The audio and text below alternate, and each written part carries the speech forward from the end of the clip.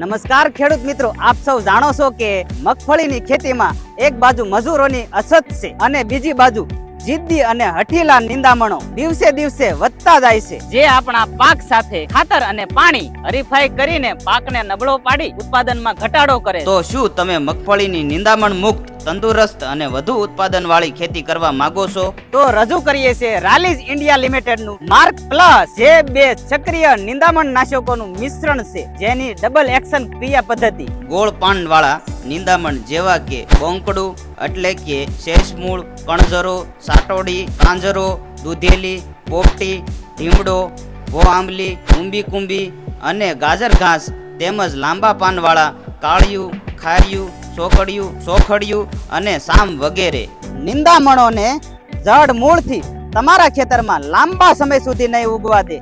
આ Rallis mark plus કેવી રીતે કામ કરે છે તેના વિશે વાત કરું તો જમીન તૈયાર કર્યા બાદ મગફળીનું વાવેતર કરતા પહેલા 5 થી 7 દિવસ અગાઉ જમીન ઉપર માર્ક પ્લસ દવાનો છંટકાવ કરવો, અથવા તો મગફળીનું વાવેતર કર્યા પછી 72 કલાકની અંદર એટલે કે 3 દિવસની અંદર માર્ક પ્લસ દવાનો છંટકાવ કરવો. આ માર્ક પ્લસ દવાના છંટકાવ કરવાની રીત વિશે વાત કરું તો 1 એકરમાં 200 લીટર પાણી અને 1 લીટર દવા મિક્સ કરી 1 એકરમાં પંપથી આ દવાનો જમીન ઉપર છંટકાવ કરવો.